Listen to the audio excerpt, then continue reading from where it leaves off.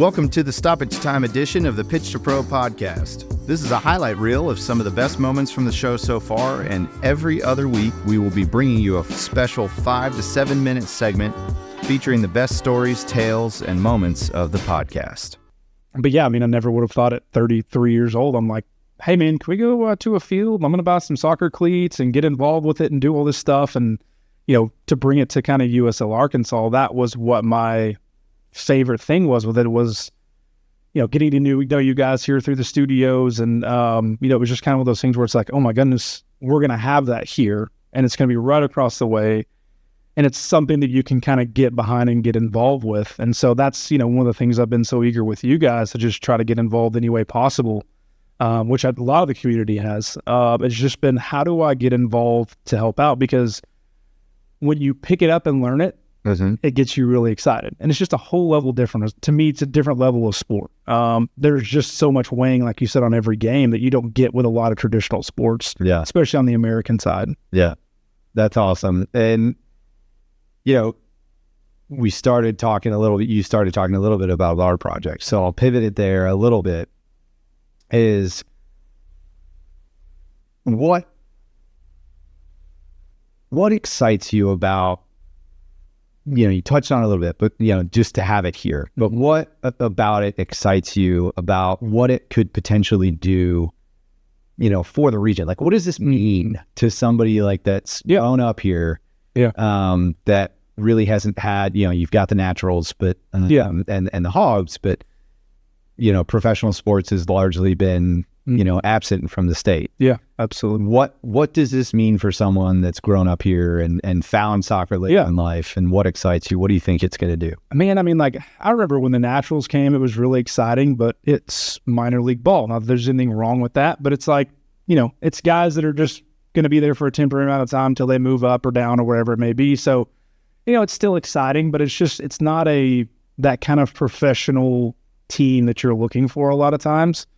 So to hear when USL came, which a lot of people, you know, still don't know what USL is in general, realizing that we're coming in on that championship level. So we're coming in at that high tier. And then doing a little bit of research around, you know, saying, you know, Louisville and all these other places, and they have, you know, they're building great stadiums, and, you know, they're advertised on TV, and they're starting to get to the point where they're signing more and more contracts. I know the Super League just signed another contract, I believe, or did they sign with, is it on Peacock? Yeah, Peacock. Yeah. So I was on Peacock looking for Premier League stuff, and I saw a Super League thing on there, and I was like, that's really cool. You know, so it's not very often, which I'm not fully educated on it. How long has USL been around, the league itself? It's been since the 90s. Okay. But in its current iteration and really the growth around 2009, 2010. So, I mean, that's something too that was intriguing, is that sport has been around for so long, just in general, that it's like, you know, Major League Baseball, this stuff, 100 plus years. There's an excitement around the team, but also, to me, the league that they're playing into, because it's a relatively young league. So it's like, where could it take off to? I mean, it could end up being an entirely massive thing, which it's already grown. The amount, just since I met you guys and what you guys are doing at USL and how much it's grown during that time has been really cool. It seems like every time I look, they're signing some kind of new TV contract deal with people and adding X amount of new teams. And so that growth is really cool. But just, I think, to kind of what we alluded to earlier of how many people was the 60% aren't from Northwest Arkansas? Yeah. You know, and you've got people coming from not only different cities within the U.S., but different cultures, different countries across the U.S., especially as Walmart and these other companies continue building bigger headquarters, you're going to get more and more of that. And so I think having a soccer club like USL Arkansas to come in, you're going to get so many people that are used to that being a staple in what they grew up watching, what they continually watch, that, you know, watching games on TV is great. I've never been to a Premier League match, but like, I would love to absolutely go and check one out in person, because I know you've been to Anfield, and you shared your story with me about when they play You'll Never Walk Alone, like what an emotional experience that is. Yeah. And it's just stuff that you don't really get here with that. I mean, there are teams that have good legacies and people that feel that way about the teams here, but just the history that's involved behind it, you know, people grow up experiencing that in their other country or region. And I think to be able to come here, and Chris has alluded to this really early on, I think in the first episode that we did, you know, talking about how we kind of moved to a professional sports desert here in this region. And so you have to rely on either traveling or watching it on TV. I think to have it here and to have the more and more of the people that are moving here that are used to expanding and used to watching matches in person is just going to set it up to be so prime, because we have a big group and big dynamic of people that just do care about soccer, or that traditionally might not have. I mean, just look at the women's Razorback team, how much crowd they draw is fantastic. It's incredible. And just to, know that there's going to be a stadium built dedicated to that, multi-use for other venues and things like that. But with its primary focus being soccer is going to be just so cool.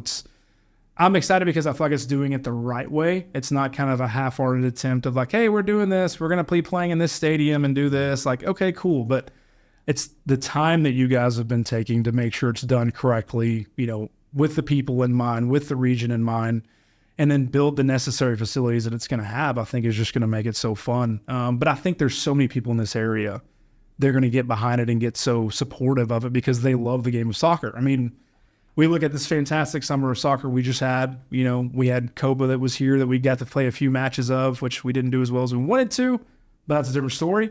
But I mean, still just the attention that gained around the sport in of itself, and then having the World Cup coming up.